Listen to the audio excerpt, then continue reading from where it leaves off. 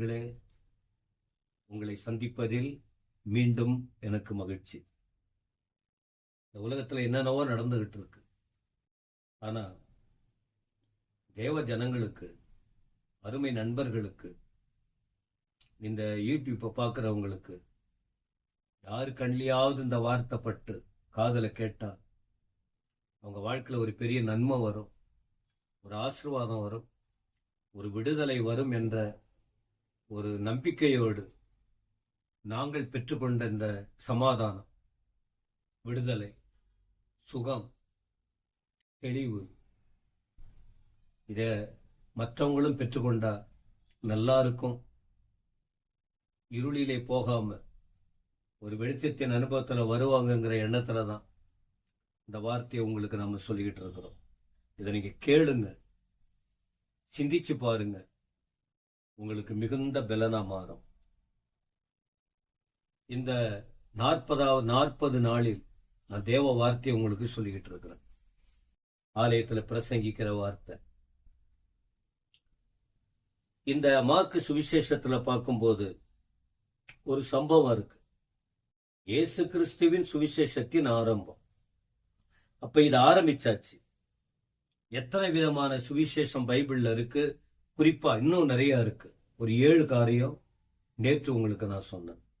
அப்ப இன்றைக்கு இந்த சுவிசேஷத்தை உள்ளடக்கி இயேசு கிறிஸ்துவானவர் வருவதற்கு முன்ன, ஒரு 6 மாசத்துக்கு முன்ன தேவனால் தீர்மானிக்கப்பட்டு இந்த ஊழியத்தை தொடங்கி சுவிசேஷமாகிய அல்லது இந்த சுவிசேஷம் அத்தனையும் கிறிஸ்துவுக்குள்ள இருக்கு. இதை வெளிப்படுத்தும்படி வந்த ஒரு நபர் யோவான் என்று சொல்லப்பட்டிருக்கிறது. யோவான் ஸ்நானன். அவருடைய தகப்பன் பெயர் சகரியா, தாய் பெயர் எலிசபெத். இவர்களுடைய சம்பவங்களை லூக்கா 1 அதிகாரத்தில் தெளிவாக பார்க்க முடியும். அதை தியானித்தால் நன்கு அறிந்து கொள்ள முடியும். இந்த யோவானை குறித்து முன்கூட்டியே வேதம் ஒரு 700 வருஷத்துக்கு முன்ன, அவரை பிறக்கிறதுக்கு முன்ன, ஒரு 300 வருஷத்துக்கு முன்ன வேதத்துல பார்க்கிறோம். 2ஆம் வசனத்துல பாருங்க, என் தூதனை நான் அனுப்புவேன், அவர் போயிட்டு வழியை ஆயத்தப்படுத்துவார். எந்த தூதன்? தூதன் யாரு அப்படின்னா ஏஞ்சல சொல்லல, இந்த யோவான சொல்றார். நான் முன்னாடியே யாருக்கு முன்னாடி? இயேசுவானவர் வரப்போறார். 1ஆம் வசனத்துல பார்க்கிறோம்ல, இயேசு கிறிஸ்துவின் சுவிசேஷத்தின் ஆரம்பம். இத அவர் வருவதற்கு முன்னாடி இவருக்கு, இந்த யோவானுக்கு ஆண்டவர் ஆயத்தப்படுத்தி இப்ப அனுப்பியாச்சு. இத மல்கியா 3:1 கூட பார்க்க முடியும்.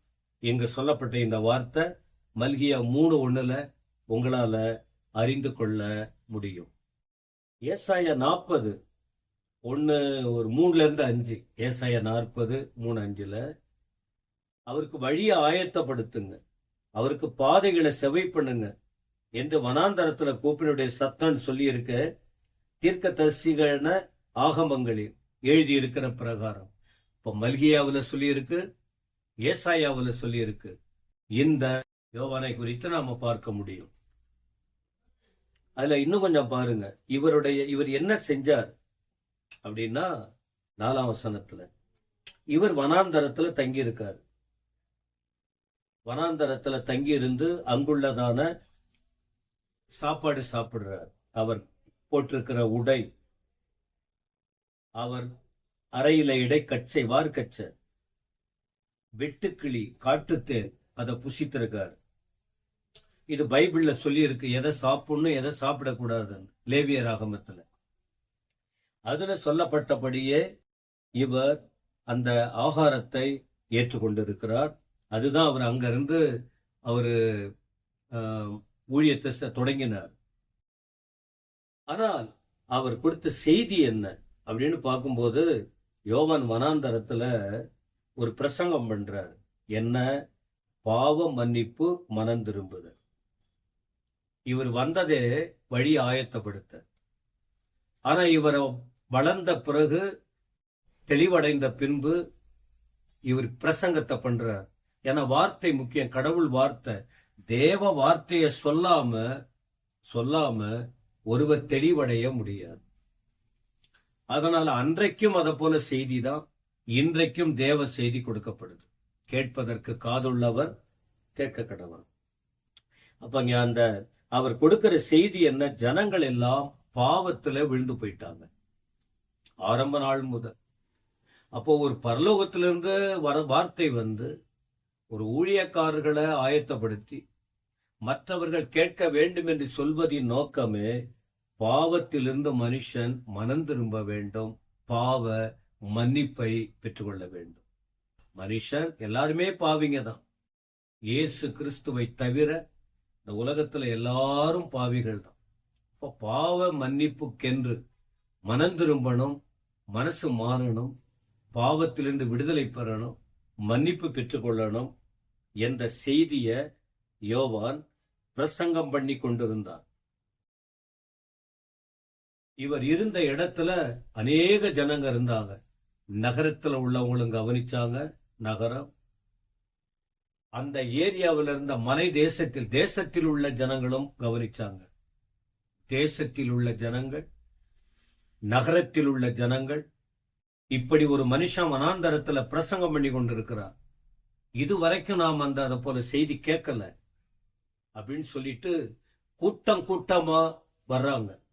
குறிப்பா யூதர்கள் திரளான கூட்டம் வர்றாங்க. அப்ப அவங்கள பார்த்து பயங்கரமா பிரசங்கம் பண்ணி இருக்கிறாரு. மத்தேயு 3 அதிகாரத்தில் நீங்க பார்க்க முடியும்.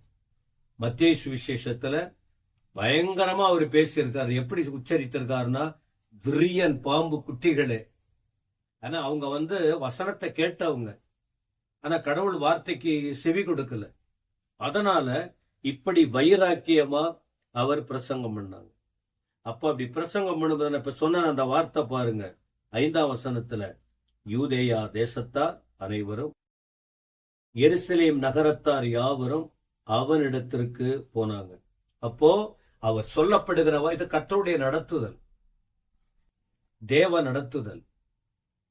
அவங்கிட்ட போறாங்க. தனிநபர் பரலோக வார்த்தை அவர் சொல்றாரு. இத கேட்ட உடனே அவங்க என்ன செஞ்சாங்க?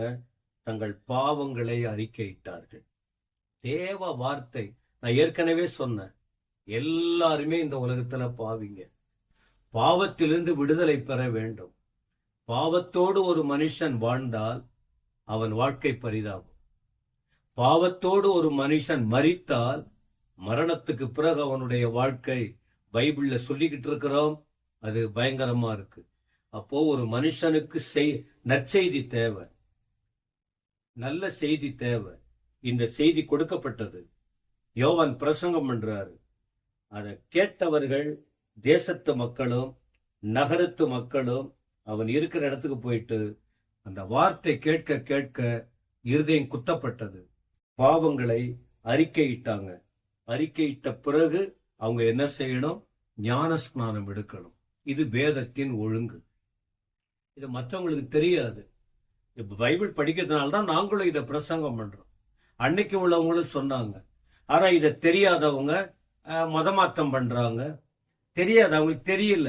தெரிஞ்சுக்கிட்டா என்ன இவ்வளவு தப்பு பண்ணியிருக்கோமே அப்படின்னு உணருவாங்க. இதை தெரியாததுனாலதான் பிரசங்கம் பண்றவங்களை பிடிச்சி அடிக்கிறாங்க. ஞானஸ்நானம் கொடுக்கிறவங்கள மதமாற்றம் பண்றாங்கன்னு சொல்றாங்க. ஒரு நாள் வரப்போகிறது கர்த்தர் கிரியை செய்வார். எல்லாரும் தங்களை ஒப்பு கொடுத்தாங்க. அப்ப இவர் சொன்ன போது எல்லாரும் கர்த்தருடைய வார்த்தையை கேட்டு அவனாலே ஞான ஸ்நானம் பெற்றாங்க. இந்த வார்த்தையை கேட்கிற நீங்க என்ன செய்யணும்? செய்தி கொடுக்கப்படுகிறது, கேளுங்க, உணருங்க, தேவனுக்கு ஒப்பு கொடுங்க, ஞான ஸ்நானம் எடுங்க, மனம் திரும்புங்க. பரலோகராஜ்யம் சமீபமா இருக்கிறது. கர்த்தர் சீக்கிரம் வரப்போகிறார். அவர் வருகைக்கு ஆயத்தப்படணும். இத போல செய்தியை கேட்டு ஒப்பு கொடுங்க. ஆண்டவர் உங்களை ஆசீர்வதிப்பாராக. ஆமேன், ஆமேன்.